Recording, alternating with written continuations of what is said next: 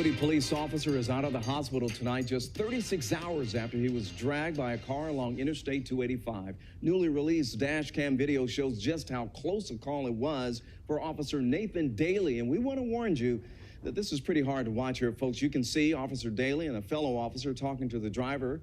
They pulled the person over Ashford Dunwoody Road. That's right at Interstate 285. It happened yesterday. When the car starts to pull away, the Officer Daley, grabs on. Soon he's hanging on for dear life, half in the window, half outside that window as the car speeds down the interstate. The driver guns it onto other cars. The ramp then suddenly swerves, as you can see right there, nearly hitting a van. Officer Daley is hurled into traffic, and the suspect is caught soon after. Now, Dunwoody police say that they originally stopped Derek Simpson for texting and driving. Now he's facing a handful of charges. And tonight, for the very first time, folks, we're getting to see and hear from Officer Daley. Now, it's going to take some time for him to recover, but there is nothing wrong with his funny bone.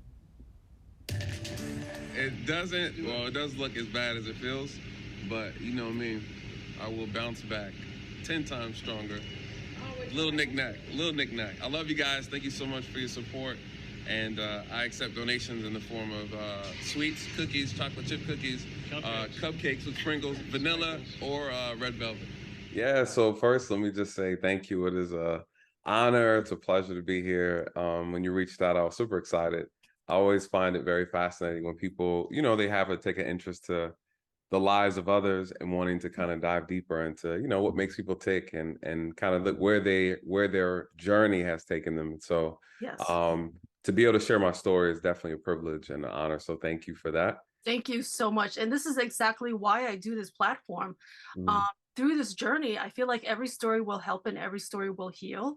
Absolutely. And I love stories because that's how I feel like I got through all my hardships, is hearing others people's stories and how they got through it.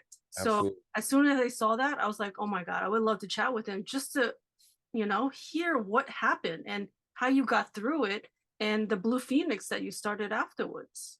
Absolutely.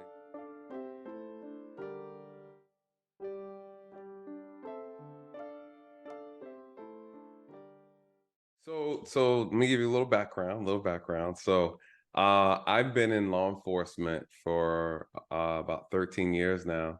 And I started back in 2006. It's actually where I met Dre. Me and Dre were in the same academy together. And so I've been doing policing for a long time, worked in a lot of different capacities, really, really enjoy the job. I love serving people, love helping others and things like that, saving lives, beating up criminals, the whole 9 yards, right? And so, fast forward over time, we know the relationship with law enforcement and even within this country, even more specifically within the Black community, the minority community, there is a lot of tension. Yes. And so because of that tension, you have people who sometimes they are doing something wrong, sometimes they're not doing something wrong, but that interaction between law enforcement and a citizen of color tends to become sometimes volatile. And they do things, they're reckless, or they do things out of fear. And sometimes they don't cooperate. And next thing you know, things turn into something bigger than it has to be.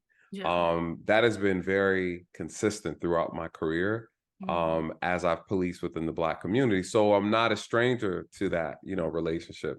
And I'm gonna add on why that's important as we kind of go 2019, August 1st, 2019, I was conducting a traffic stop on a subject who was driving and using the cell phone. Here in Georgia, we have a law where you cannot drive and use the phone for a lot of reasons. That we've had a lot of fatalities due to that. People FaceTiming and driving, Snapchatting and driving, the whole 9 yards. And so the law was passed. So they are really pushing us to enforce the law. And in most cases, give warnings, right? Just to kind of let people know that this law exists and that we want to cut down on texting and driving on the phone and things of that nature. And so saw a guy, we're in the on the road. He's, he has his phone. He's so involved in his phone that he doesn't even realize that traffic had already drove off, right? So he's sitting in the middle of the street on his phone, his head down. And mind you, my patrol car, it's a giant SUV, has the police right on it. I'm right next to him. And he And didn't I'm even see looking you. down, and he didn't even see me. That's how Wow. distracted he was Wow. in his phone. So of course, traffic, the light's green. He's stuck for a good few seconds, and then he finally drives off. So okay, cool. Well, go ahead and pull him over, and for the hands-free violation. And so Mhm. I pulled him over, got to talking to him, and I identified an odor of marijuana coming from the vehicle. Mhm. One thing led to another. I'm asking to exit the vehicle, and he refused. And I reached in, and as I was reaching in, he put the car in drive and floored it. And I Oh. wasn't able to pull myself out of the vehicle in time. Mhm. Mhm. I felt my legs kind of dragging on the road. Yeah. Had to jump up and hold on to the car because I felt like I was being.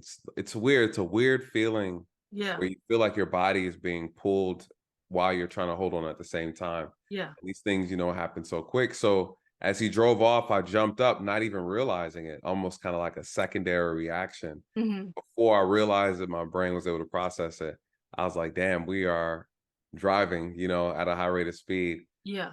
So he drove off with me holding on to the vehicle. And I was afraid to let go for obvious reasons. If I let go in that moment, there are other cars behind me and things of Yeah. that nature. Yeah, the car was going into oncoming traffic, just That's so correct. everybody knows, oncoming traffic. The vehicle, he drove onto the on-ramp Mhm. to the interstate. Yeah. So while he's doing that, I'm hanging outside the window. He's speeding down the ramp, trying to merge onto the highway. Mhm. And while he's doing that, he starts ramming me against other vehicles Into a as he's truck. passing by. Yep. Yep. Mhm. And so I think two vehicles, and then lastly, a white van that was on the interstate. He just guns directly towards it. For those who know, when when you're supposed to you have what they call the gore, that area that separates you from merging on to the interstate. Yeah. Well, he just ran through that, right? Like he Mhm. just cut through that and went immediately onto the interstate. Yeah. I ended up hitting the van while it was in motion, Oh my God. and I was ejected from the vehicle, and Yeah. I landed on the asphalt. Yeah. I went completely unconscious. Yep. And um, the entire right side of my body, Yeah. I struck my head on the asphalt, which opened up a large gash over my eye. Mhm. Had lacerations on my head. Mhm. Um, I suffered a lot of damage to my body. By the grace of God, I didn't break anything, Yeah. but I tore a lot of ligaments and things like that in my shoulder. I had some fractures in my lower back and my foot, my hip, Mhm. Mhm. and so there was a lot of injury. Yeah. I was taken to the hospital immediately, as you can imagine. Mhm. They did all their scans and drugged me up really well, Yeah. and found out I didn't break any bones per se, but I had a lot of internal um, Mhm. damage, as you can imagine. Mhm. Did you have Um, internal bleeding too in places? no, so that was the thing. No internal bleeding. They Thank were God. concerned about my brain swelling. So it was like Yeah. that was the Yeah. thing, Yeah. because the injury to my head was very bad. Yeah. But I have a very hard head, and I think I don't know. Maybe my brain doesn't go to all the way to the skull because it was good. The brain was good. It was So secure. There was some it was cushion there. secure, good. There's a lot of cushion in there. I'm glad you could still find humor in this because I saw the video and I saw you talking to the news people, Hmm. telling them the donations that they can give. So I'm glad Yeah. you still have humor even in this like crazy situation. Yeah, I've always been a person with good spirit. Hmm. A lot of that I lean on my faith for that. Family, seen so much throughout this profession and just throughout life Hmm. that I'm a very grateful, humble person. Yeah. And even in that moment, I realized that I was still alive, and it's not to say that I didn't have or did not suffer through the depression and things like that. Hmm. As things start to settle in, you start really getting it. But in the moment, I was like, man, I'm alive, You're like on adrenaline. that too, Mhm. that too. So the drugs had me high as a space cadet, So when high. did you, so you were unconscious. When did you wake up? Did you wake up like in the ambulance, in the hospital? No, I actually woke up on the ground. Mhm. I had everybody crowded around me, which was Mhm. crazy. a lot of the citizens who were driving on the interstate actually stopped their cars and got out and stopping traffic. Oh, thank God that traffic stopped and that traffic, Yes. you know what I mean? Like that you didn't get run over by a car when all of that was happening. You know, and it's funny you say that because the white van stopped maybe like 3 feet from me, Yeah. and we're talking those who know 285 out here in Georgia where you're doing 80 miles an hour like any other highway, Yeah, yeah, exactly. and to be able to stop, for those who haven't seen the video, maybe you probably put the link at the bottom for them to Mhm. watch, but the van stops like maybe 3 feet from. I know, like literally, he could have Yep. just run you over, Yes. because it's going into freaking major Yep. highway. Hmm. Yep. Yep. So they stopped traffic. Everybody got out. Everybody was consoling me, trying to wake me up, and I slowly kind of came to my senses. Hmm. And even in that moment, someone had asked me about it recently, like, what was it like, Yeah, And I was like, that feeling when you wake up in the morning yeah, and there's like a few seconds where you just don't realize anything.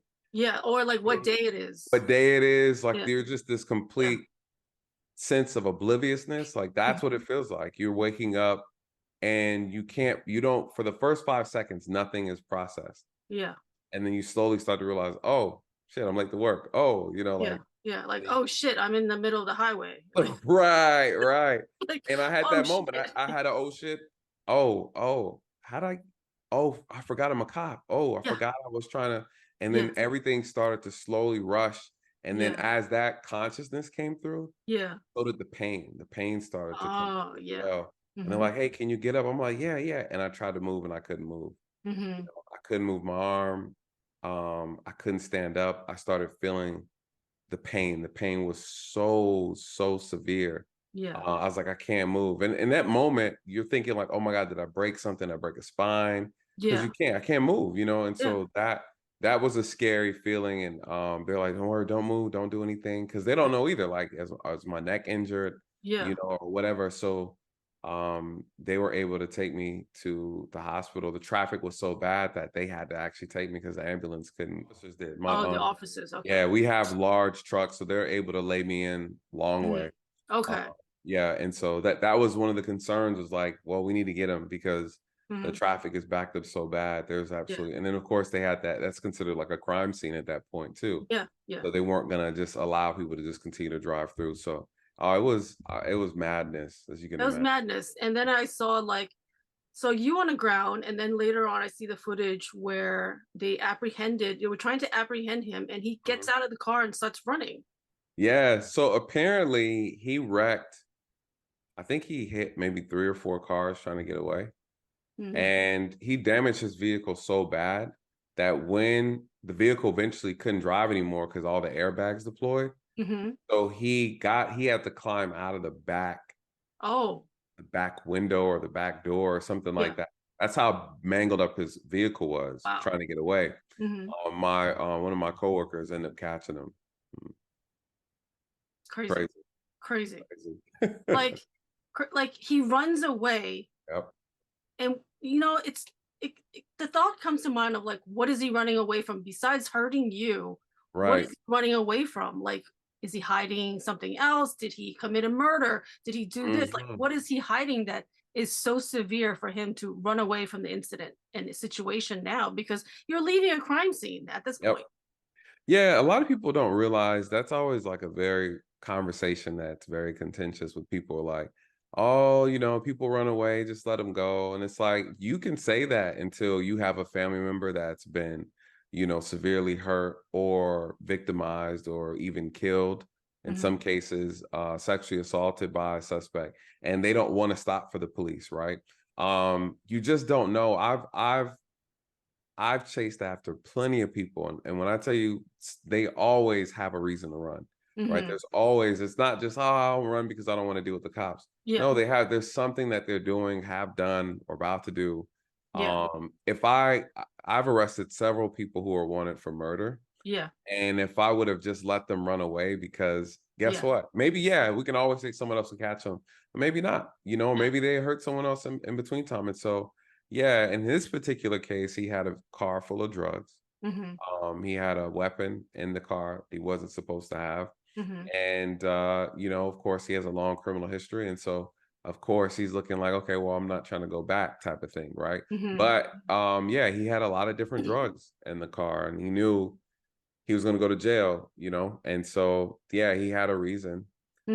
But then, of course, now you can say he made the situation 100 times worse because now he's looking at almost 30 years in prison behind that. He's leaving a crime scene and he hurt he hurt you. He could have killed you. He could have got run over. Like there was so many other things, but yeah, like running probably is not the best idea if you've already done all of this already. Like now it's just making the situation worse. Absolutely. I have a slogan, a phrase that I use on my channel all the time because I talk about these things because I don't want, when I'm having these conversations within the Black community about police relations and how we can de-escalate situations, how we can keep from exacerbating things. It's like when you're in trouble, you did wrong, you're caught. It's cool, just give it up smooth, right? Like there's no need, just like you said, like when you're caught, you're caught. Yeah. So I have a phrase where I say comply to survive, right? Because a lot of Black men are having encounters with the police and they're either getting seriously hurt, they're losing their life, or they're spending the rest of their life in prison. And when you really get down to the root of how this could have been avoided, would have been just them complying with the orders of the officer. One could argue if he would have just complied to the legal orders he was given because he was in the wrong, he probably would have got a little slap on the wrist in the court for the drugs, right? He would have been back at home with his child, and I would have been fine too, right? Like my life wouldn't have been turned upside down. It's weird. But it's the whole idea that unfortunately, the biggest issue is people wanting to resist, people not complying with lawful commands. And next, it escalates to a point to where you can't take it back, Yeah, like technically you could have just warned him or like, listen, you were on your phone. I saw you. Just don't do that again. It's just a slap on the hand. Just don't do it again. Or you just give him, a little warning or whatever. It could have been just completely fine. Yep.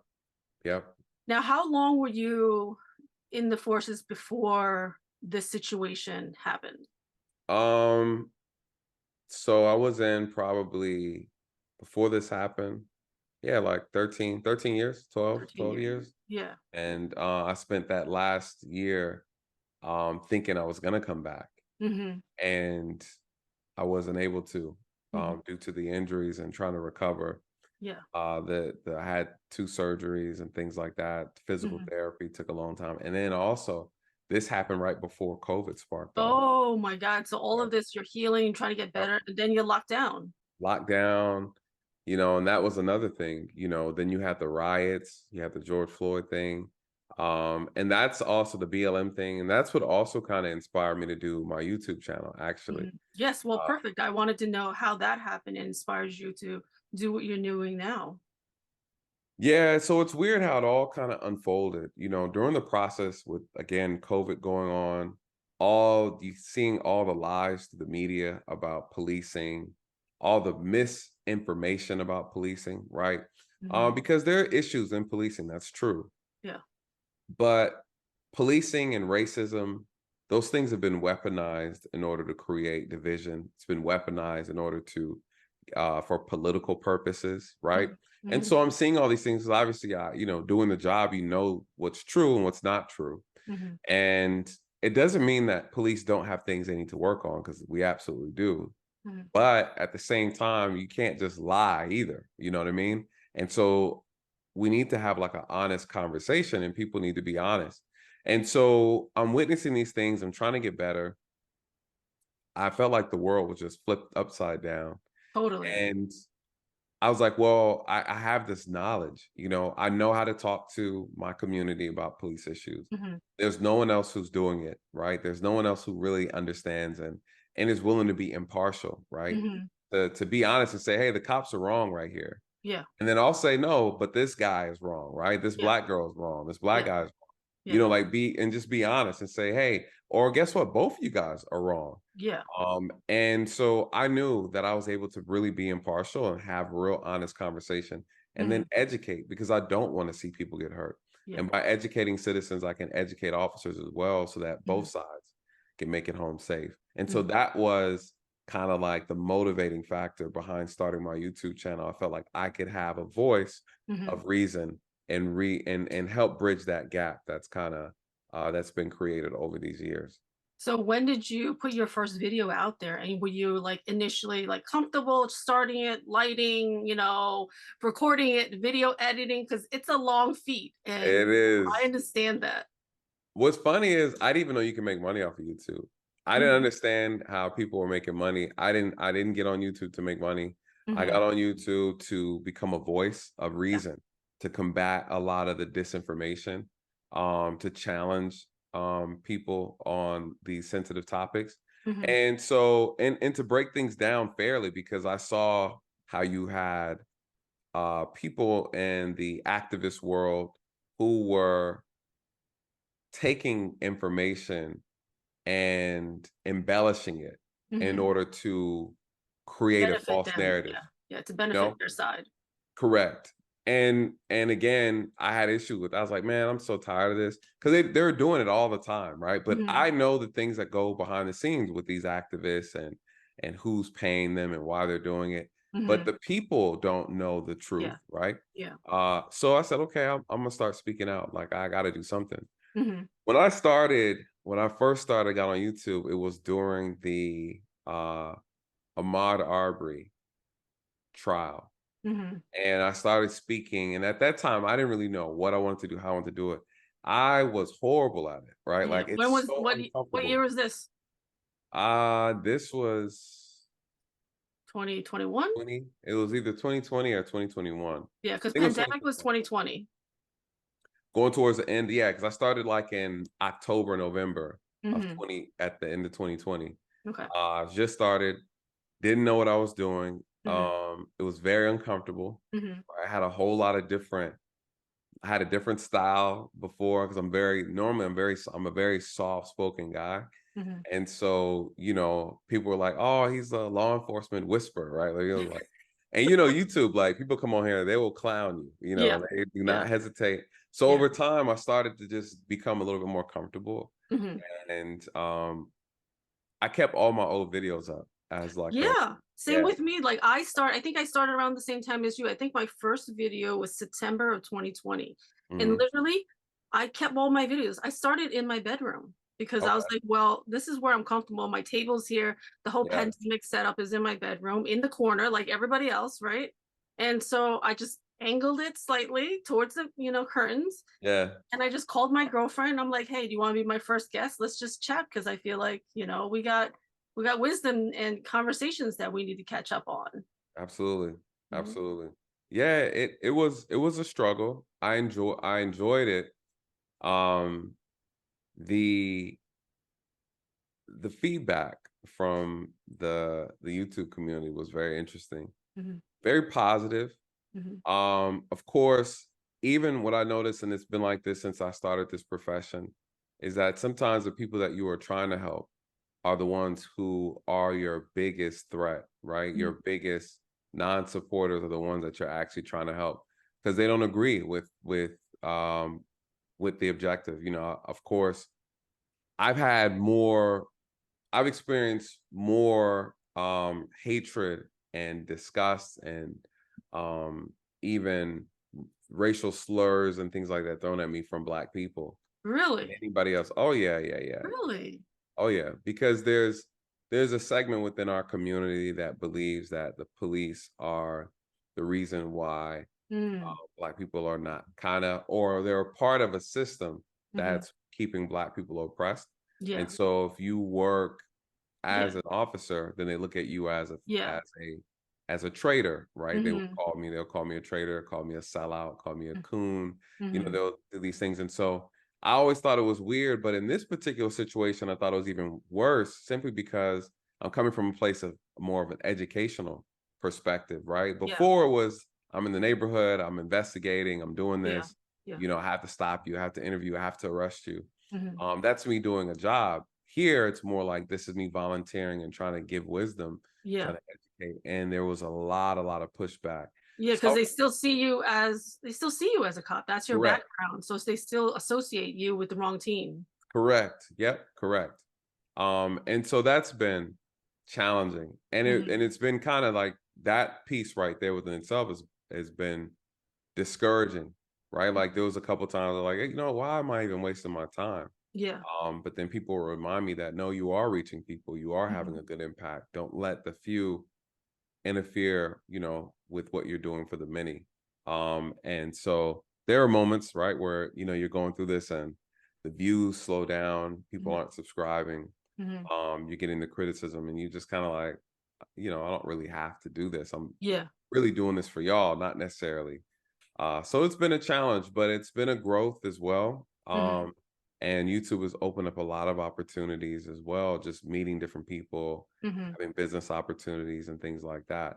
And it's helped me spread the message of my nonprofit as well, which, we're going to dive into. Yeah. And how long did it take you to get to your first 1,000 and to get monetized?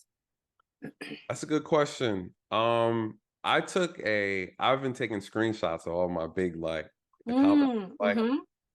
because to me it's hard. This is not easy. No, it's not easy. It's hard. Not easy at all. And one of the hardest things is staying consistent. Yeah.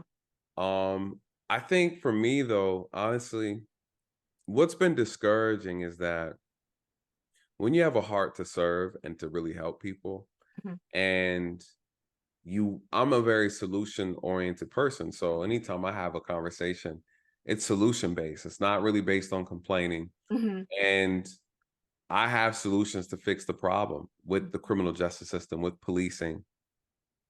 And I thought that people wanted to have solutions. I thought people wanted to see change. I thought these things. And since doing this, I realized that that's not what people really want. No. Not the ones who are complaining. No. What do they want? They want to vent, right? They want to complain. They want to complain, and they want they want a punching bag. You know what I mean? Whereas I don't mind you throwing punches as long as you're willing to, when we get done, to come and do the work, right? Yeah, like what actions are you going to take to change your life? Exactly. And what I realize is people don't want that. I'm speaking specifically within, and I'm not speaking for everybody, but a lot of people who have some of the most egregious things to say, they don't want to do the work, right? And I would simply ask people, if you don't like white police officers and you think they're racist, okay, I get it. But then you don't like Black police officers, you think they're sellouts, and you don't want to support them either. Okay, so then what's your solution, right? You don't like white, you don't like Black, you don't like cops at all. Well, then what are you going to do with the crime in your community? What's the answer? Because there are people who are calling 911 who are Black, who want the services of law enforcement. Now, we can argue about the services being professional, being adequate, being appropriate, right? And things like that. Yeah, we want quality. But to say you don't want it at all, that's not going to work, right? Because the crime isn't going to allow that to take place. And so, I ask people, then what's the solution? You can't complain about what white people are doing and saying they're the issue, but then you yourself are not willing to step up and do the job. Well, then you can't complain about the people who are doing it, right? Like what actions are you taking? Are you doing something? Are you being proactive? Are you volunteering to do security in your community so the police don't have to? Why are the police being called in your community in the first place? Like, we got to start addressing like the real core issues. And so I always leave people with that. Well, then what's the solution? Because that's not, what you're suggesting is not going to work. So that has been a challenge, but I always bring solutions. And so I realized that on YouTube, it's a very unique group of people on YouTube. And I notice the things that people find to be more popular. And a lot of times it's not rooted in wellness, right? It's not rooted in making change or being held accountable. When you start having conversations about a balanced, mature conversation, it doesn't get the views, right? Like this? Like this, right? It doesn't. People don't want to be held accountable, right? Like, people come to the internet to escape reality. Yeah, I know. Because that's my problem now, is that I had the same problems as you of like getting to a point of like, I had some bullies and I had negative people, and I'm like, And it really took me down for a second where I just took the whole summer off. Even past that, I just stopped. I was like, Yep. I don't need this negativity. I Yep. came on here because I wanted to like have conversations with people, hear their stories. What happened, you know, like what things happened to you and how did you overcome them? Like the Right. whole point is to get through struggles and give everybody tips and tricks. There you go. So how does someone else who doesn't know me say all these negative things about me? You don't know me from a hole in a wall. You don't have me my number. You can't call me when you have a problem with me. You can't text me. So how Right. are you going to say these negative things about me? So that's one of my contentious things of like bullies and people, you know, canceling people and saying negative things. Yes. But then like, you know, I finally got to a point where I'm like, I got to get back on because, you know, there's people who want to chat with me and I want to have honest conversations with people and find out what they went through and how they got through, you know, through those struggles and what positive things are you doing? What actions are you Mm. taking? Obviously you took some actions. Yes. Obviously, like I feel like I had stories I can tell that I can share from my trials and tribulations and traumas from childhood and getting over those that I wanted to share my story. That's how I felt like I was on here. And that's, you know, you just got to keep going. Because as long Correct. as you stick to who you are and as long as you are authentic and Yep. follow your passions and keep going, then, you know, just keep doing it. Absolutely. Absolutely. And it's hard for some people to get to that space. It's a challenge, you know, and you're right. My thing is, I think for me, I enjoy serving and helping people. Mhm. It comes second nature. Yeah. I could have walked away, could have, you know, did other things. But I felt like I was able and capable. I still do feel Yeah. like I'm capable. I have a lot to offer. Yeah. And I have made a big impact on people. And sometimes we measure our success through the lens of others. And the reality is we need to measure our success through the fruit Yeah. of our labor, right? Mhm. And though the tree isn't as big yet, it has produced some great fruit. Mhm. And so I just focus on that. I focus Yeah. on how I'm nourishing people. I focus on, you know, sometimes just planting a seed.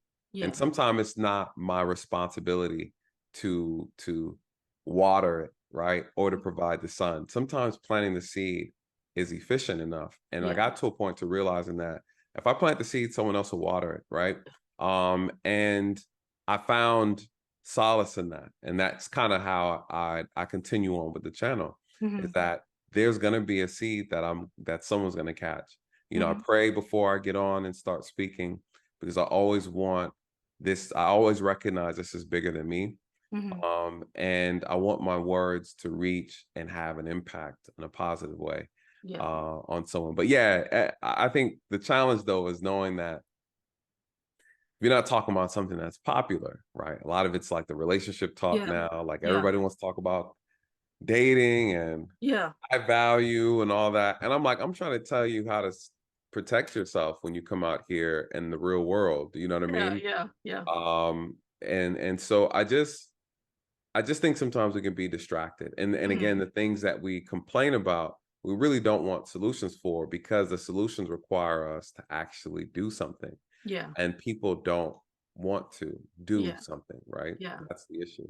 That's kind of like the problem I'm having is because mine are just casual conversations. Tell me Mm. your story. What happened? What did you get through? But like those are not going to get Right. thousands and thousands of view. So now I'm trying to transition it where now I'm going to chop it up to like you said a great quote, you know, I'll clip it and then I'll put it out as a little short. So like now Absolutely. I'm trying to chop it up a little more because unless you know Nathan, unless you know Linda, no one's really going to stop and Correct. listen for an hour or 30 Right. minutes. You're just going to listen for 5 minutes or 8 seconds, 10 seconds, and then move on. Correct.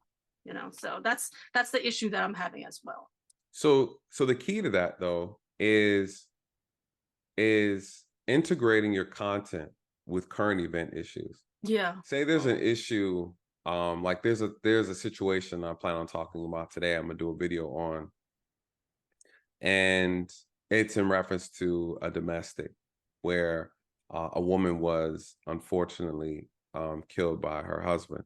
Hmm. And so it's a trending topic. So I'm going to speak towards that because you're Hmm. right. You know, I can make videos about how to survival police encounter, Yeah. no one's searching for that. YouTube is No. funny that way, you know? Yeah. And so you have to make content that's circulated around what people are looking for in the moment. Unfortunately, a lot of the popular things that come out don't really have much to do with my channel. Sometimes I'll just speak on it because I can give like a unique perspective. Yeah. But sometimes the celebrity stuff and all that kind of stuff, like that has nothing. What am I gonna say about that? You know, gossip, you know, gossip corner with Officer Daley, you know what I mean? Yeah. So I don't like to get on trends, but if I could see if I could see a particular topic and find a way to integrate it with my content, that's a beautiful way. Same for you. And that way people need to hear your wisdom behind situations. The current events. Like, there you go. Yep. And that's all. That's all. Because it's not you. It's not your wisdom. It's not your wisdom's not lacking. It's the fact that how do you get people to find your wisdom? Yeah. Attach it to what they're looking for. Yeah. All right. I'm gonna take that nugget and try to use that. Absolutely. Yeah, it's sad. I mean, you know, it's one of those things where again, the confusing thing, and I didn't realize it. I thought people really wanted help, you know. And it's just not the truth. No. I mean, at this point, I was joking with my kids, and I've been trying to figure out, because obviously this is a passion project of mine. So you know, it'd be great if I make money. If I don't, whatever, you know. But this is a passion project. But eventually, you know, either I go back to corporate America or figure out how to make one of these channels make some money, you know. So it's like, you know what, at this point, maybe I'll just do one of those lo-fi channels. Yep. I'm gonna start doing a lo-fi channel where it's just rain and the video just turns black. Like 6 hours. Millions of views. Yeah. Can I just tell you, 3.5 million views on these lo-fi black screen. And then another one right next to that one was 1.5. I was like, you don't even need my face. I don't need to get ready. I'm just gonna do a black video. Listen, I was thinking about doing that too. I'm thinking, because I travel a lot. And so I was thinking about traveling and actually capturing real sound from real areas. Well, there you go. Listen, both of our videos, next channels are just going to be lo-fi sounds. No faces, nothing. Let's do it. Let me know how it goes for you. We'll both make some money. Absolutely. Yeah, stress-free. Everybody who's listening wants to be there. You know what I mean? They can't sleep. I mean, that's what I listen to. I put on. They don't need to give us their comments. Nope. They don't need to give us their opinion. Not the comment section. Nope. Just show up. Show up. Relaxing rain sounds from I love those. LA. And even like when you want to take a bath, like a bubble bath, you want like a spa sound. And like it's hard to find a really nice, good spa bath sound. So I was like, I'm just gonna do those. You don't need my face.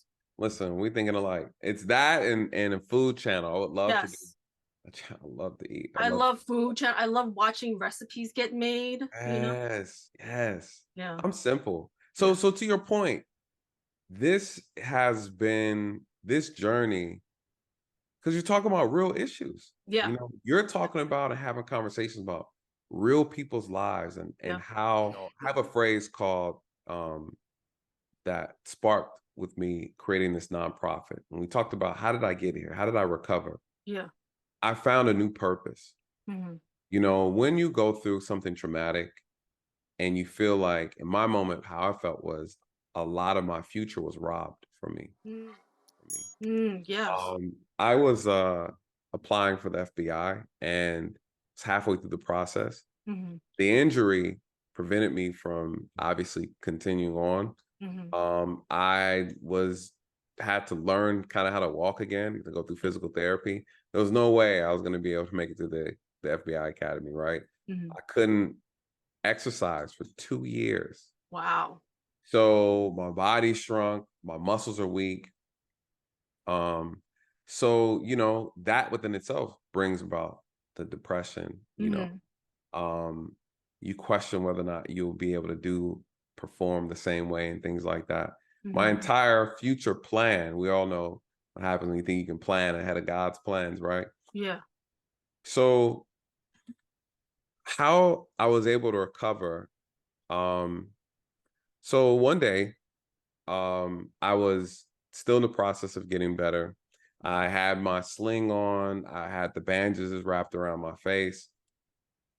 Still had stitches and things like that. But I was able to move around a lot better. I had a cast on my leg and things like that. So I'm still, I'm determined to get around. I went to go get something to eat at a burger place. And while I'm there, you couldn't really tell. I looked very disheveled, right? Like even the pigmentation, the brown, it was pink. I had like white and pink marks all over my face from the burns and stuff from the road. And a lady was there with her son. Her son came up to me and said, "Thank you for your service. You're a superhero." Oh. Yeah, and I'm sitting here slung up. I'm looking like Quasimodo. For those who know this channel, Quasimodo. I'm looking bad, you guys. Yeah, but he recognized you. He recognized me, and I'm looking and saying, "What the hell is this little boy talking about?" Yeah. I said, "Excuse me." He said, "Yeah, you're a superhero." Oh. And I'm looking at him like, "What?" And then I see his mom come over. "Officer Daley, thank you for your service. We saw what happened to you. We were actually on the interstate when it happened." Oh my God. And I was like, "Yeah." And in my mind, I'm like, "Damn, how do you even recognize?" Like, I don't even recognize myself. Yeah. Yeah. And she said, "We're praying for you. Hope you get better and stuff like that." I said, "Oh, thank you. Thank you." And he's like, "Yeah, and the little kid's there." Superhero. I said, "Why do you keep saying that?" I said, "Do you see my face?" I said, "This is not what a superhero looks like." And I'm dead serious. I'm like, "This is not what a superhero looks like. I'm look like Quasimodo on crack." And I said, "Why do you say that?" And he said, "Well," he said, "you are a superhero." He's like, "Only a superhero can be hit by a car and get up and walk again." Yeah. And when he said that to me, it sent chills up my spine. You're talking about, I spent over a year just depressed, just kind of moping around. Yeah. The issue Alone. yeah, I couldn't get my surgery in time because of COVID. So because of COVID and my surgery wasn't considered like life-threatening, Yeah. they pushed my surgery back. So a lot of people, like, I forget to always mention that, like, I was dealing with my injury for a very long time because of COVID, and nobody knew what COVID was at the time. Yeah. Yeah. They're real funny. They reduced a lot of the surgeries. They were only doing the ones that were considered to be like life-threatening. Yeah. Yeah. I mean, it was so much chaos. So I was put on the back burner, and as I was put on like, my injuries are healing incorrectly. You know what I mean? Yeah. So like, if you don't get your surgery in time, it's gonna heal incorrectly. It's gonna get like heal, and stuck that's in the wrong exactly position or whatever. yes, exactly what happened. My collarbone had detached from my shoulder. Oh my That's God. why I was in a sling, because all of that stuff tore inside my Yeah. shoulder. So And now it's healing, not attached. correct, it's healing, not attached. Correct. Correct. That's basically what Right? happened. Yeah. My collarbone was sticking out of my shoulder like this. And so the sling that I had was to keep my shoulder up. I could not lift anything with my Oh hand. my God. Yeah, I couldn't lift anything because I think we don't realize your shoulder blade, all this, like this bone connected to that bone, right? You Like need we everything don't. connected You need properly. everything connected, you guys. Listen, don't let them fool you. Yeah. And I couldn't use it. I couldn't. So imagine, couldn't bathe myself. I couldn't walk. I mean, it was so much. It was so much, you guys. So in this moment, I don't feel like, I feel horrible. I don't feel like, and I have this kid telling me that I'm a superhero. Yeah. But in the moment, I needed to hear that because I felt so sorry for myself. I hated the person who did this to me. Yeah. I hated what my life was becoming to be like. Yeah. I went home that day and I cried. That was the first time since the accident that I actually fell down and just kind of just cried, and I prayed and I asked God to give me the strength. I don't want to be like this anymore. I don't want to feel like this. I don't want to be this person. And it was because of the words that he said, and the power of someone's kindness, the power of someone being able to see something in you that you cannot see Yeah. in yourself.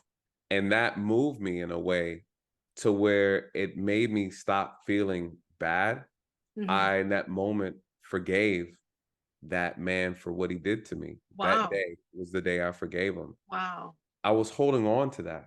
Yeah, you're holding on to that anger. That anger. Yeah. I was holding on to it. And I didn't start healing until I let it go. Yeah, because anger will make you sick. It's gonna Make be you in sick, your man. cells Yep. everywhere. Yep. And so I went home, I got in the Bible, and I'm always praying, but this prayer was different.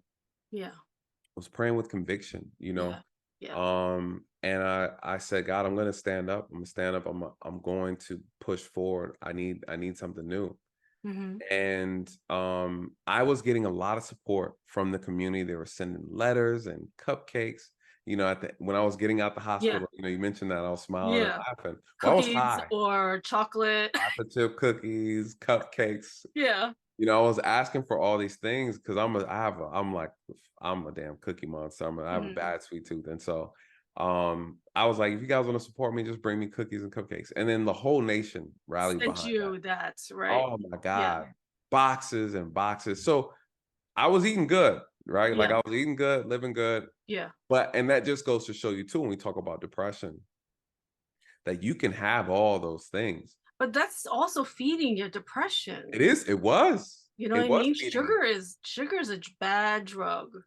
Listen, I needed that. Those things became a crutch. Yeah. Right? Because what I was doing to kind of help myself feel better, I'd open one card a day. Yep. And I was like, I had a lot of cards, a lot of mail. Yeah. I was opening one a day. I was eating the cupcakes and things like that. And but I wasn't happy though. Yeah. Right. That within itself didn't bring me happiness. It didn't bring me joy. Yeah. And it Because didn't help me. I was still sad. And I didn't know why I was sad. I was angry. I was angry and I was holding on to the fact that I was holding on to who I was prior to the accident. Yeah. And my hair on my face was growing. I couldn't shave because I'm right-handed. I also couldn't shave because all the lacerations on my face. Yeah. So, and the swelling within my mouth. So the hair was just growing out. I'm looking just tattered. Yeah. So in that moment, I let go. I told myself that I got to a point where though I feared death, I was no longer clinging on to life, right? There's this moment that you have to, we call it the golden mean, right? It's the balance, it's right. You got to be right in the middle. And I found that moment where I was completely balanced and I understood what was going on. I accepted the fact that I was not the person yesterday. I died to self, right? Like that's the process. There's this thing where they talk about, you know, it feels good to be a grape, but grapes don't ever want to be wine because you have to be crushed. You got to be crushed. Wine. And that moment for me was the crushing moment. It was a transitioning, right? I had to be crushed in order to become something new. But in order to become that, you have to accept the crushing process or you don't appreciate the byproduct, right? And so I recognize in the moment that one, I'm still alive. Yeah. I'm mentally still aware that this is not the end, right? There's so much more that I can do. And I said, you know what I'm gonna do? I said, God, I'm gonna open up all these cards. I'm gonna open all the boxes. I'm not gonna use this as a crutch. I came across a box and in the box was a blanket. It was a hand quilted blanket or knitted blanket. And it was with the blue line, it had the black in the middle and the blue on the, it was the blue line. The black on the outside and the blue line in the middle. And it was a letter from a nonprofit. And the lady made this quilt herself. She knitted it herself. Yeah. And the letter from her nonprofit is called Covering the Blue. And in the letter it said, my name is so-and-so. I'm doing this to help officers who've been severely hurt, in the line of duty. This blanket is to act as a protection, as a covering for you. When you're down, when you're sad, when you don't feel like you can go on, put this over you, allow it to cover you and give you comfort. That was perfect. And when I say powerful, Yes. And I read it, and again, started crying, Hmm. took the blanket, covered myself with it. Hmm. And I said, you know what? I'm gonna beat this. I'm gonna defeat this. Yeah. I'm gonna overcome this. And that was the spark Yeah. that pushed me in the direction. The way she made me feel, that act of kindness, Hmm. the words of affirmation provided by that young man, Hmm. that sculpted me into this new thing, right? Hmm. This was the moment I transitioned, and I told myself that I needed a new purpose. Yeah. And I looked around, I said, I'm so blessed. Look at all the support that I got. If it wasn't for that video of me being dragged, Yeah. no one would have ever known about Nope. this. Yep. And I told myself that I want to create a nonprofit as well, where I could provide the same blessing that was given to me to officers as well, who may not have been known, right? They Yeah. didn't know. Now No you're one paying knew. it forward. There you go.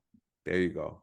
And if this one person's act of kindness could make me do a complete 180, Mhm. imagine, right, what I could do as well to others. And that's how the nonprofit came about. I call it the Blue Phoenix Initiative because, like a phoenix, I felt like I rose again. You rose against That's the right. ashes. You were Right. reborn, rebirth. Reborn. Yep, Mhm. absolutely. Mhm. And that's where the name came from. Yeah.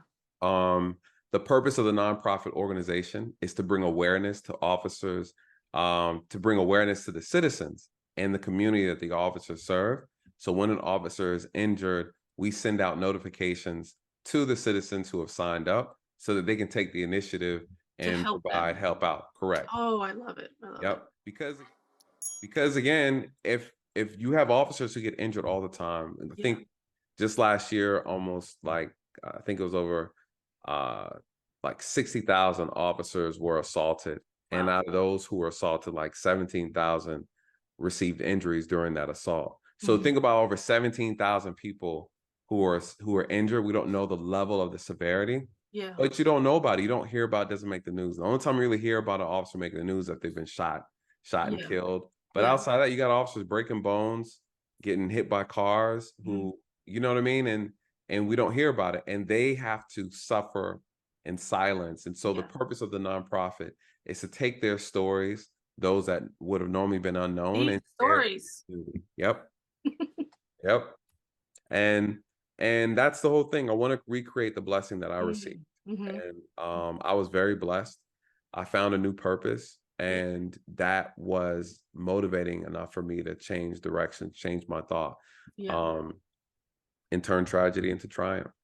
I love it. See, there's a quote. We're gonna clip that right there. Clip that. Clip that. Clip that Clip part right that. there. Absolutely. Absolutely. Yep. See, I love it. I mean, I knew there was going to be a great story behind all of this, and I love that you took this like, severe situation that happened to you. It could have handicapped you forever. You could have Yes. been angry for the rest of your life and want, Yes. retribution for it and go, get revenge or something like that. But Yep. no, I see peace in your heart. I see there's, solace of understanding, and you're more grateful for life and you're helping others. So that's the best thing that can happen out of all of this that happened to you. Absolutely. Absolutely. I know some people, not everybody's religious, and I get that. I think I look at there are things you can take from all religions as far as quotes, words of wisdom and things like Mhm. that. So I always tell people, whether you're religious or not, Mhm. but what worked for me, as I'm a Christian, what worked for me was there was a scripture that I came across Mhm. during this process of my evolution, and maybe this scripture will help you as well. For those who are listening, might be going through something, and it's Genesis 50:20. And this was such a powerful scripture because as I was going through the Bible looking for some type of answers or just something to kind of speak to me, it Mhm. was this that I came across, which is interesting. This scripture became the pillar of the nonprofit, um, and the purpose of the nonprofit. In Genesis 50:20, it reads, and I quote, because I don't know the exact quote, but the enemy intended to do evil against me, but God took that and used it for good, for the betterment of his people. And when I came across that scripture, that solidified exactly what I wanted to do. It also spoke to my situation, that someone does something evil against you, in some weird way, there's something that you can take out of it and use it for something positive. Yeah. That within itself allowed me to conquer a lot of what I was dealing with. I took this tragedy and I turned it into something triumphant. And by doing that, using my story, telling my story, not only do I help other police officers, I also take my story and I help the citizens, I help the community. I feel like all that I went through was training, in a sense, leading up to this moment right here. And so that scripture is important to me. And with the nonprofit, I always say our goal is to embrace, encourage, and empower, to turn tragedy into triumph. And that's what we do. That's what I stand for. And it's very important to me. And I think that sharing that scripture, again, it being the foundation of the nonprofit, it speaks to the idea that there is life past tragedy. There's life past depression. There is life past trauma. And I'm an actual living example of that, and that's why I love sharing my story. Give people hope, give people something to cling on to. Exactly. Yep. And it's these stories that I get from everybody that I speak to that keeps me doing this podcast. It's every story will help and every story will heal. Absolutely. So I think it's beautiful. And Thank how you. long did you do the nonprofit? Did you be inspired to do the podcast? Yes. So the nonprofit idea came about in the moment that day I made it home after speaking to that young boy. Yeah. I told myself that I wanted to create the way that blanket made me feel. Yeah. I took it with me to my surgeries, like it really had meaning. It brought meaning. And I said, damn, what if I could do the same thing for other people? Yeah. It gave me purpose, right? Like, I think what happens to us a lot of times, there's nothing worse than losing purpose. Yes. Purpose essentially is your driving force for living. Mm-hmm. One could argue that when you lose purpose, it's a form of losing hope. Like it's it's your drive that it's your gets you up drive. every day. Mm-hmm. Yes, it's the reason you get up. Yep. It's the reason you get up. So the nonprofit vision came first. And through the nonprofit, I remember consulting with a marketing firm, and I was just asking them like, hey, this is what I want to do. What are your thoughts on it? And they said, well, people need to know who you are. You have a great idea, but if people don't know you, guess what? They can't support. So now you got to spread the word. Now you got to spread the word. And so they recommended YouTube. And I was not even a YouTube person, like as far as like even I go on their phone and like, how do I change the oil on this? Like, how do I fix this leaky pipe? Right. Outside of that, I would never really go on YouTube as far as a form of entertainment. Yeah. And so that was a big step. And they recommended YouTube and Instagram. And I was like, okay, I can't stand social media. I don't like it. So this was a big step for me. Just kind of get past that comfort zone. So I started doing research into it. And I told myself that I need to have these conversations and talk. And I wanted to share people with my story. But I also knew as an officer that people were going to ask me questions about policing. And I wanted to be able to have honest conversations, even when they're difficult. And so I created a platform to where we can talk about these police encounters, talk about racism, talk about racism in policing. What does it look like? Is it true? And things of that nature and all that stuff. And so I opened myself up to bring this awareness, and at the same time also advocating for police officers as well as advocating for citizens in their communities. And so it became a very interesting journey, but it ended up coming afterwards. Hmm. And it opened up a lot of doors. I've been Yeah. able to get speaking engagements because of the channel. Hmm.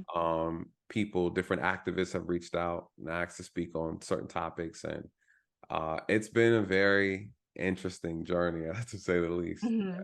Did you do lives on your first few videos, or you just talked about topics and you talked into the camera? Talked Or into the camera because you Mhm, know how YouTube is, like, you can't go live until after you've earned like a certain amount of subscribers and all mhm, that. mhm. So prior to that, I was doing pre-recorded videos Yeah. and talking about topics. And what got my first boost was the Ahmaud Arbery. I was breaking down police body cam footage Ah, okay. and pointing out where the officers did poor, like what they did poorly. People were Mhm. asking me questions like, "Hey, is it supposed to work like this?" Supposed to. Yeah, So that started speaking towards police policies and procedures, yeah. educating people on how to properly file complaints, what not to do. And so it became this thing where I was actually teaching. Mhm, mhm. And then I'd bring people up. And when I started live streaming, finally got a chance to live stream, people want to come up and challenge Mm, me. And I would have to embarrass people. And yeah, so they yeah. come up, we would debate. And sometimes, I'm wrong about certain things. I tell people that I'm not here to be right, I'm here to be accurate, right? Mhm, This is not an ego thing. This is truly an education thing. mhm, And I don't know everything. But what I do know, I know. And I'm willing to, we're willing to have a discussion or a debate about it. mhm. And we had some really intense debates. We talk a lot about race and race relations in the country. We talk a lot about that, a lot Mhm. about policing, and of course, in the criminal justice system. And so, Yeah. yeah, it's been interesting. So where do you see yourself in the next like 5 years with what you're doing now in your nonprofit and podcasting and anything else that's coming up? Anything new? Yes, so I've been doing like a tour around police departments speaking on mental health Mhm, and suicide prevention. A lot of mhm, people don't know, but suicide is a leading cause of death within law enforcement. mhm, So, teaching people about my recovery strategy, what I do with the nonprofit, how my connection with the nonprofit can help with the department's policy, helping create policies. Right now, I'm partnering with another nonprofit organization, and we're looking at doing things for police recruits while they're mhm, in the academy, exposing them into good mental health practices, mhm. getting their family involved in the actual academy process, Yeah. so that when they start noticing things, the personality shift, emotional shift, psychological shifts, that the parents are not parents, but the family is involved Yeah. with the officer. So we're looking at creating a new trend. And So it's it's something that we're support. doing here local, yeah. Yeah. But the goal is to pilot it and then get it to where it becomes popular, get it to where this is the norm. Mhm. There is a culture in policing that's unhealthy, Yeah. that's very toxic, as it relates to officers keeping things internal. Yeah. I think with me, my family, I have a very close family. So we're not a really secretive group. I could be sad. I'll talk about it. We hug, all that kind of stuff. Mhm. But every officer doesn't have that. Yeah. Some feel like they have to be this tough, whatever type of thing, and they internalize a lot of the trauma, Mhm. and it creates depression. Drugs, alcoholism, domestic violence. I mean, the Yeah. list goes on. So we want to create a curriculum that's added to the academy process for new officers and Mhm. create the trend and break the old stigma of Yeah. this, I got to be this badass cop Yeah, who, because they can have already that preconceived yes. mentality of being like that when they first came in. Hmm? So if you can catch it early. Absolutely. Mhm. Absolutely. Yep, absolutely. So we have a golf tournament coming up, fundraiser. So I'll be there with my nonprofit and sharing my story and selling merchandise and things like that, and just kind of getting more exposure. So for me, the future plans for me is to continue to grow the channel. The channel growing, the channel is growing. It's a steady process. Doing more collaborations with other content creators, going in spaces Like Art and Hustle. like Art and Hustle, going in spaces where people want to learn. What I've noticed is I started off with the formula where I'll go where I'm not wanted, and I'm not doing that anymore. My thing is go where people want to understand, where people are looking for solutions. I started off going in places where people didn't like, and it's treacherous, right? Like you're dealing with the insults, you're dealing with the disrespect. Yeah. People they're not there to listen. They're there to insult, and they don't like the police. Yeah. Okay, well then I guess you're not the person I need to be talking to, right? Because I want to talk to people who want to see change. I want to talk to people who want genuine change and want to really see a positive change when it comes to policing and police encounters. Well, that's where I need to be, because I can have an intelligent conversation, a mature conversation. So changing the spaces, being where people appreciate the work that you're doing, and praying for those who don't appreciate it. And that's kind of how I move now. So continue to grow the channel. I have some marketing material that I'm putting together for the nonprofit. My goal is to reach 50,000 subscribers to my contact list for my nonprofit. That's the goal. After 50,000, then I'll be able to officially launch nationwide. Because with the 50,000 supporters, when they receive a correspondent email and representing an officer that's injured, then that it'll go out to the 50,000. And then from there, you'll be able to read a breakdown of what happened to the officer, how the officer is doing. You can send a get well card, you can send cookies, and those things go to the police department, and the department will take it to the officer, and that officer will feel supported. And that's the whole purpose. So it's going to be a self-oiled, I won't say a self-efficient, machine. And so that's my goal. Moving forward, my next couple steps is continue to grow the channel, continue to network, continue to go to these events. I've been doing a lot of speaking events, engagements, and then eventually get to schools too. I haven't gone to schools yet. I would love to go to schools. Definitely love to go to, especially like college campuses and high schools. Especially that whatever age that kid was, maybe that age, because he saw you as a superhero. Yes. Maybe, right? Maybe talk to kids in that age range. Well, I've done career days. I've done career days. So those I do. Well, okay, I haven't gone to schools, but I've done summer programs.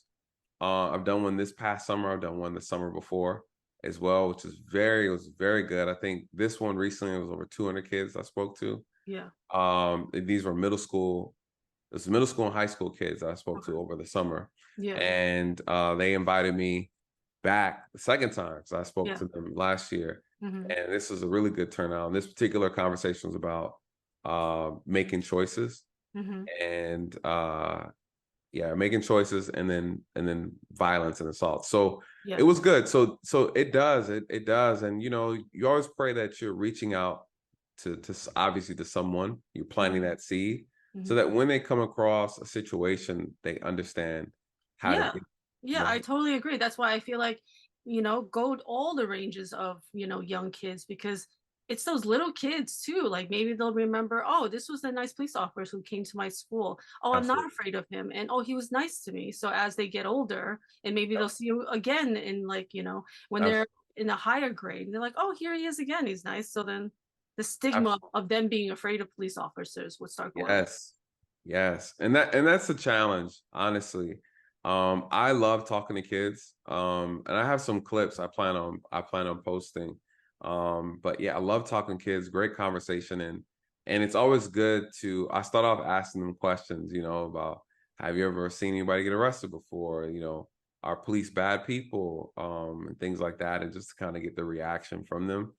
With kids, you got to be very interactive. And so it's always good to hear their thoughts. But yeah, the stigma is real. And it does take some effort.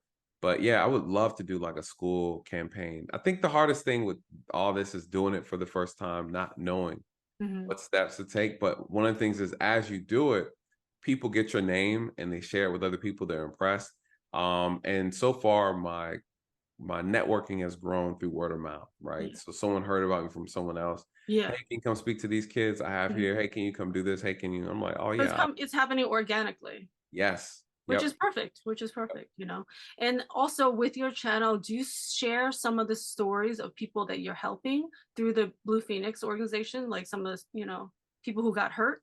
Yeah, you know what's so funny? I haven't as of yet. And I think the problem, again, it goes back to what we were talking earlier, is that um people don't want certain information. It's hard. I think I haven't decided how I want to do it as of yet. Um it's weird. I could do an entire segment on all the great things police officers do. No one's going to check for it. I do a video on what the officer did wrong, and everybody wants to know about it. Yeah. So unfortunately, I haven't found the perfect balance yet as to how I'm going to do it. I always tell myself, as my channel gets bigger, your permanent audience grows as well. And so I don't know. I'm still in the beginning stage, trying to figure out what's the best formula to do this in, because though my YouTube is more from an educational perspective, it is also very separate from the nonprofit. Yeah. And so people do know that I push my nonprofit through the channel, but I don't necessarily share everything from the nonprofit to the YouTube. Yeah. And so I'm thinking about my plan is to probably doing exclusive nonprofit stuff, like maybe on Instagram and Facebook, because the audience is different. And leave YouTube for all of the drama filled police stuff, you know, more educational, you know, type of thing. Yeah, It's yeah, weird. yeah. It's weird. Social media is weird. It's weird. Social media is weird. You know what you should do is you just like clip in one of these Blue Phoenix things in the middle of one of your news. True. This is true. Like, yeah, like oh, we're doing it commercial. live. Okay, hold on. Let me tell you about Blue Phoenix. And now they're locked Yes. in and they still want to hear about the rest of your story of like what's happening with the news. Good But then point. now they heard about that. Good point. Well, what I plan on doing is, once I get my marketing material finished, I actually plan on using it as my commercial break. Yeah. And so that's how I plan on adding it in. So that way I'm doing a topic on, like, say, I don't know, it could be anything that I'm talking about. Like domestic violence. Domestic violence, you know. And then as the live stream is going on, I'm like, hey, you guys, we're going to take a quick little 3-minute break. I'll play my nonprofit. Yeah. Just insert it in there. Insert it in there. Yeah. Absolutely. Yeah, plant that seed. Absolutely. Yeah, that's the plan. That's the plan. So that's the goal. Right now I'm working on a script for the marketing video. I already have the company that's going to do it. I'm going to do like a actual one of those cartoon animated ones. Oh, cool. I really love those. Yeah. Yeah. Yeah. And so, and then I plan on buying some airtime on YouTube and on Instagram and so, doing some advertising. You know what I also see is, like, eventually, you ever thought about doing, like, possibly, if you're going to do this as a cartoon, like a children's book would be great too. I thought about that. Yeah, I thought about that. I just haven't figured out what I wanted to cover. What would be you and your story. Yeah. Something that I want, something that adding a story is one thing. Wanting something that will be impactful to children that are reading about a story about a police officer. I wanted to be something that is teaching them something. Purpose. Changing their perspective. Yeah. It's turning their pain into triumph. Turning all of that's the purpose. You turn your pain into triumph. Okay. I see what you're saying. Yeah, more from okay. And I was thinking from a more of a like changing the perception. No. You're talking about changing the story You turned your pain into triumph. Okay. You know, because a lot of people don't know how to handle pain. They don't know how to handle, you know, all of that. rejections, pain, someone not liking you, bullying. They don't know how to handle that pain, and they'll turn it into just straight anger. So you didn't turn it into anger, and that's a huge lesson right there for kids, because kids become bullies because of something that Yes, happened to them. this is So if true. you can teach them like how to handle that pain, and you turned it into good instead of turning it into anger. Instead of turning to evil. You're right. I think what I'll probably do though, I think you have a good idea. I might do my story, but I have to do it from like it has to be relatable to kids. Yeah. The characters can't be like they have to be like animals or something. You know what I mean? Like, you know how Mhm. you can tell a story, you can Yeah. still do the lesson, but Yeah. do it in a way to where kids can actually receive it. Yeah, I'm about to look into that. I Yeah, like that. like if it was an animal or whatever it is, that animal got, injured, and then, what happened? And then all these other animals came and helped you. Mm. So, Mm-hmm, mm-hmm. Okay, I like it. I like it. yeah. I like it. That's one of the fun things I like doing this, is that I'll chat with people, then all of a sudden I'll see a gift within them. Mm, Do you see this? I see it. I see that I like book, that. or I see whatever, and I'm like, did you think of this? And so I like that. You I got me see it. thinking. I We got think the character has to be you. no, it'll be me. No, no, Yeah. no. The character And will be then you'll me, have but like if you have animals that are fun or whatever, but like they're helping you. yeah, no, the character will be me, but I want it to be regardless, I mean, I want to make something that's gonna be Yeah. um it's relatable to kids. Like Yeah. like the Totally. way the image, even if it's like adult characters, I'm gonna make them look like Yeah, like fun, kitty. cute. Fun, cute. Yeah. Yeah, Fun, yeah. cute, That's cartoony. right. That's right. Yeah. That's Yeah. right. Yeah, yeah. Exactly. Mhm. And then, Yeah. and if everything is a lesson, there can be a series of lessons. One is how to get over anger. One is, Mm, another. So each book is short little books, because kids' okay. books are so easy. You can have literally 2 words on a page of a Sure. kid's book, and then each book is a lesson. So one is about, accepting other people's races, Asians and blacks, whites and Mm, blacks. Race right, is right. one, another is, working through your emotions, pain. Another one's like being sad and depressed. Other one's like I like friendship, that. you know, another one's bullying, so, and then you're just going to go through all of these schools. I see it. Yeah, promoting the get the Promoting whole the book. volume. Yeah. I love that idea. I think that's really dope. I had to really sit down and put together a concept. I like the concept. I'm curious how I'll put together like the setup. It'd be like a Dr. Seuss type of joint. Yeah, like something really Yeah. fun, cool. Really fun. It has to be Yeah, fun, but then yeah, the lessons are in there. yeah. Yeah. Okay. I I see like it. that. I love it. Yeah, I like that. I see it too. I see it Mhm. too. I need to find a good artist who can really put some nice characters Yeah, together. I mean, I'm come from the art and hustle world, so I'm sure we put it out there. Let's put some Every ideas together. artist.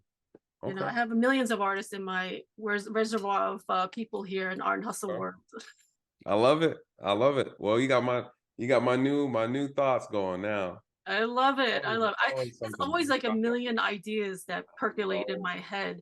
So as I talk to people and they have an idea, I'm like, oh, so I see this. I see this. Let me just give you some of my random things that just pop into my head. This would be cool. Yeah, this would be cool. It'll be a series.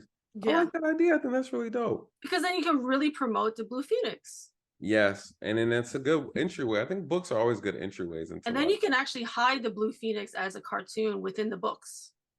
Okay, And the Blue Phoenix will always be around watching.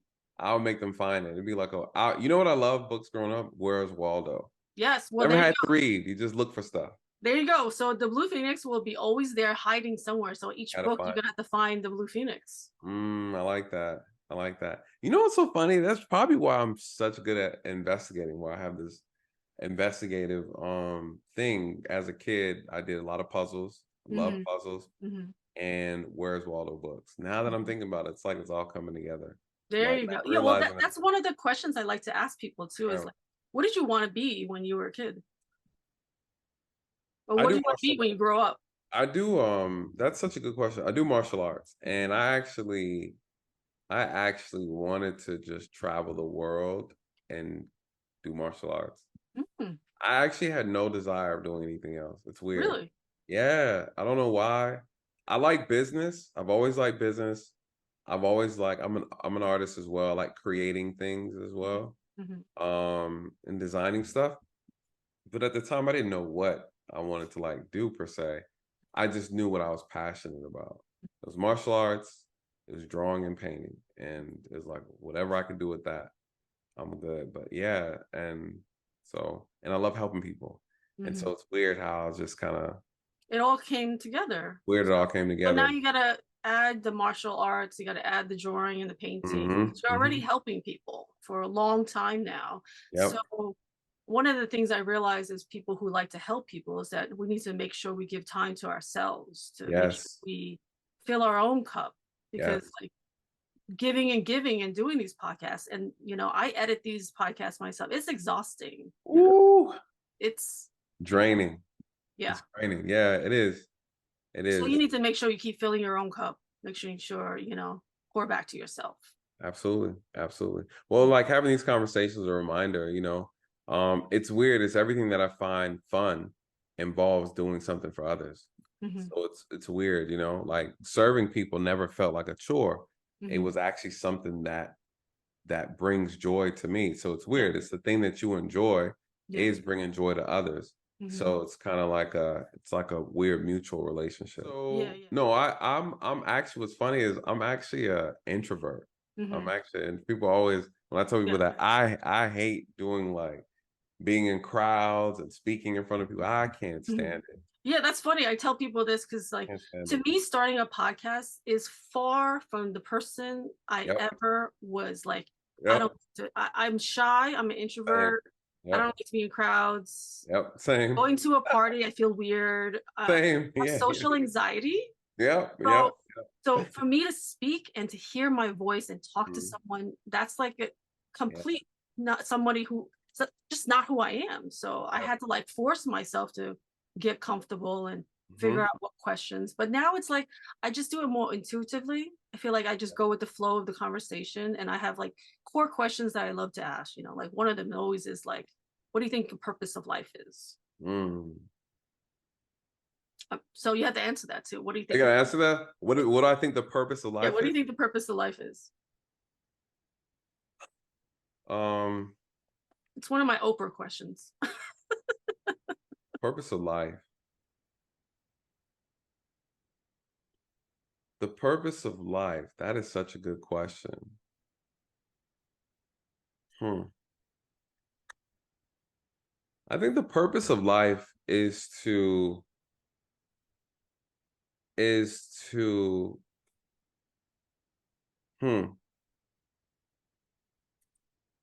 I think the purpose of life is to create life, and to create a life that makes life easier for the next person.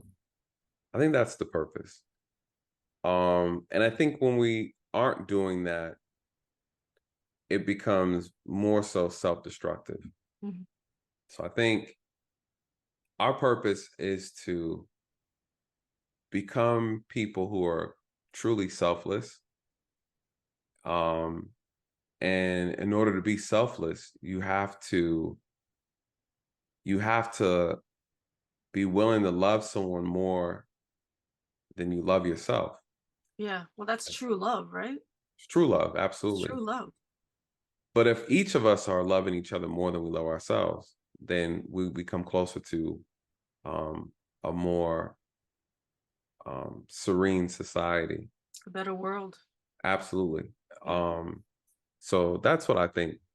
And I think because we could see this world going in the opposite direction, it's because there's no love, you know, it's because people are being selfish instead of selfless.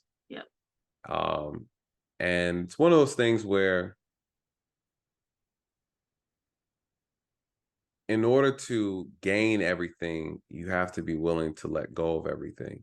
And I think that's where the conundrum is. I think people are afraid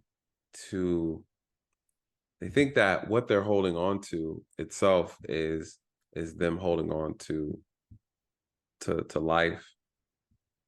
But it's when you give that away is when you get back something greater. I think people are afraid to make that sacrifice. Yeah. But that's the reason why we're suffering. Because of being selfish, you know? Selfish, fear. Yeah, absolutely. Absolutely. I think that's what I would say. When you start living for others, the world becomes a better place. Yeah, I've heard a lot of people say, like, when you're, do service, help others Yep. forward. No greater joy. No greater joy. I think no greater joy. I think after my accident, I asked myself if I felt like I at one point in time gave away 13 years of my life, and I asked myself, what was it all for? I haven't been selfish enough. You know what I mean? And I started having regrets about my service to the people. Said, I did all this for people, and what did I get out of it? Almost died behind it. And I remember my aunt telling me, she was talking to me about it. She's like, well, you don't realize all the lives that you've impacted, all the lives that you saved, all the young men that you've helped turn into men, all the young ladies that you helped turn into women by your influence, by you giving them wisdom, by you encouraging them, how many people you've saved from taking their lives. And she was right. I thought about, that all these situations where people have come back to me years later and said, hey, if it wasn't for you, or hey, I appreciate the conversation you had. Recently, someone sent me an email on LinkedIn, and it was a kid that I arrested years ago. And he sent me this long email, and I haven't even shared this with anybody, but he sent me this long email on LinkedIn. He found me on LinkedIn. He's like, hey, you may not remember me, Officer Daley, but I remember you stopped me and talked to me, and yeah, you did take me to jail, but what you said to me on our way there, the conversation we had, changed my life. And because of you, I'm the person I am today. And I'm looking at his profile, and he's like this big, like, IT guy and all this stuff. And I'm just like, so I think about those things, that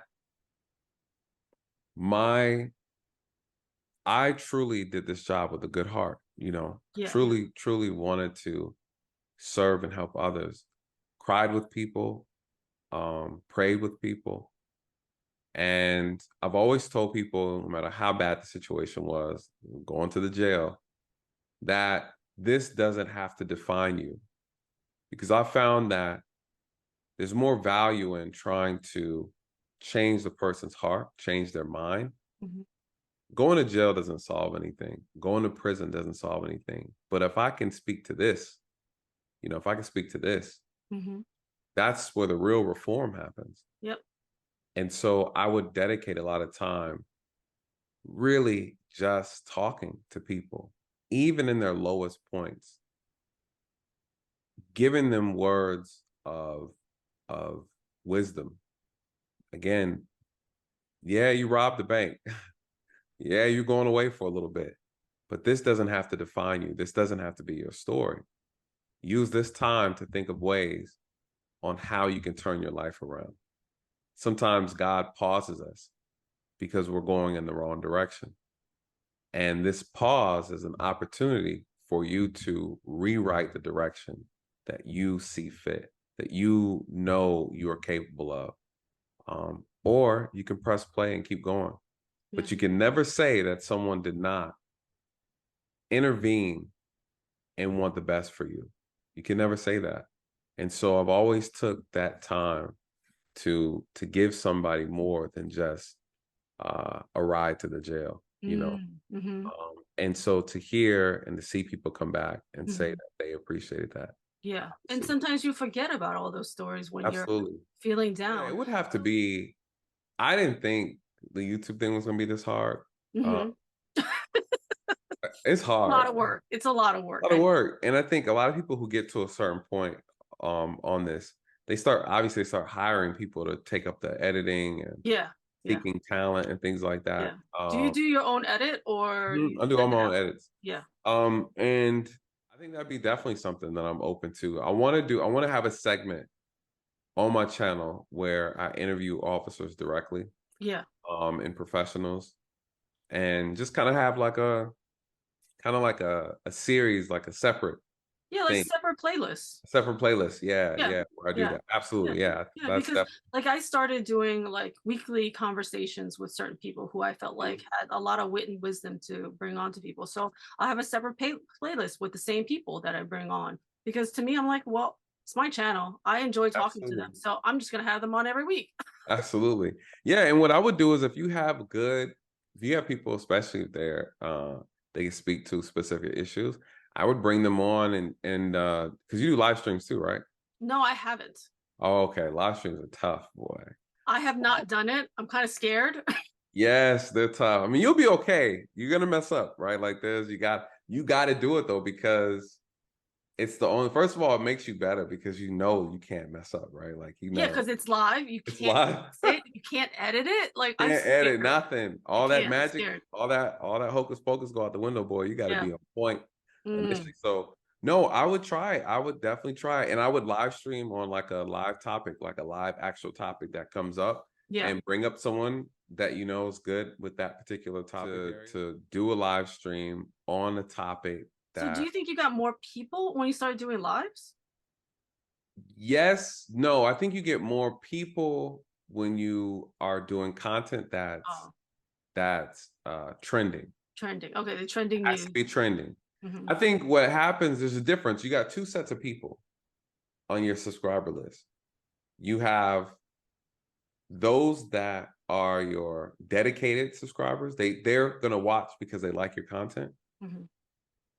But that's fine. The problem is having people watch your content and growing your audience are two totally different activities. I had to learn that. And so I have people I can make videos for. There's going to be a certain amount of people who are going to watch it regardless. And it could be something that's not trending. They're still going to watch it because they're part of the audience. But when you want to expand and grow, your content acts as like bait. Yeah. And the hook is how good you make it look. Topics gives you exposure. Yeah. So the issue now is the exposure gets you new subscribers. So the topics, talking about what you want to talk about is for your audience. To get exposure, you got to talk about what people are searching for. Yeah. So what you want is exposure. What I want is exposure. And the other form of exposure is actually going on to other people's platform, because then you get introduced to their audience. Yeah. For example, us right now, like there are people who don't know me that are going to watch this video, and they might like what I say, like, wow, I really want to check out his content. Yeah. And they'll come over and they'll be in the comments saying, hey, I'm coming over here from Martin Hustle. You know what I mean? And I'm like, oh, perfect. I gained somebody from this collaboration. Yeah. When you clip it and I share the clip on my channel, folks be like, oh, I love what she's doing over. I'd be like, go and check her out. They go over there and be like, hey, I like what you're doing. We want to support. That's how you build. The exposure helps a lot. Yeah. Okay. All right.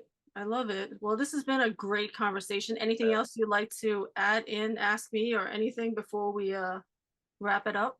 No, I love what you're doing. I love your content, and I'm always amazed at people who are always willing to share their platform.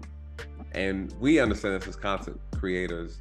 Everybody doesn't like doing that, everybody doesn't like doing that. And so I'm just really grateful. I'm always excited when people find value in what I'm doing. It's inspiring, it's motivating, and it's these opportunities that make me continue to go. So I just thank you for giving me that opportunity.